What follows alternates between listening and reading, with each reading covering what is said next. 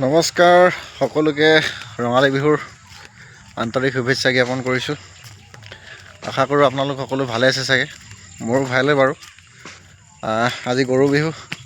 তো গৰু বিহু আমাৰ এইবাৰ বিহুটো বৰ ভাল নহ'ব মানে ভাল নহয় বাৰু। বিহু সেনেকৈ হেৰি কৰা নাই, হ'লেও সৰুকৈ নিয়মটো জানেই আৰু গৰু বিহু নহয় কি কৰিব লাগে। 100 এবিধ শাক আৰু আমলৰি টোপ। তো এতিয়া আমলৰি পাৰি ফুৰিছোঁ, আহিছোঁ এতিয়া দাদা এজনৰ ঘৰলৈ আমলৰি পাৰিবলৈ। বিহুটো মানে এবাৰ ভাল নোহোৱা কাৰণটো হ'ল আমাৰ বংশৰে বৰমা এজনী ঢুকালে। তো সেই গতিকেনে বিহুটো ইমান জাক জমকৰে কৰিব নোৱাৰিম, যিহেতু সবাহখন যোৱা নাই। সবাহ বহাগৰ 9 তাৰিখে পৰিছে।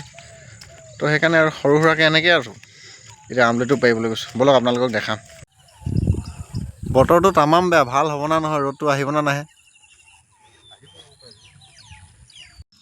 এইয়া ৰাইজ আমলৰি এইজোপাতে আছে 6টামান। এইফালে যোগাৰ লগোৱা হৈছে।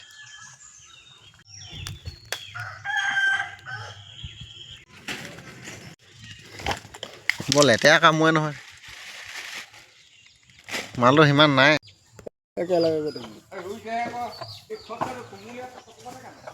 খৰি দিব লাগিব নেকি, ডাউট আছে মোৰ।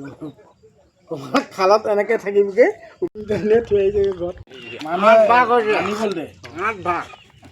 আৰু এইয়া আমলৰি অৱশেষত পাৰি হ'ল। টোপোলা লৈ আহিছোঁ আৰু এটোপোলা।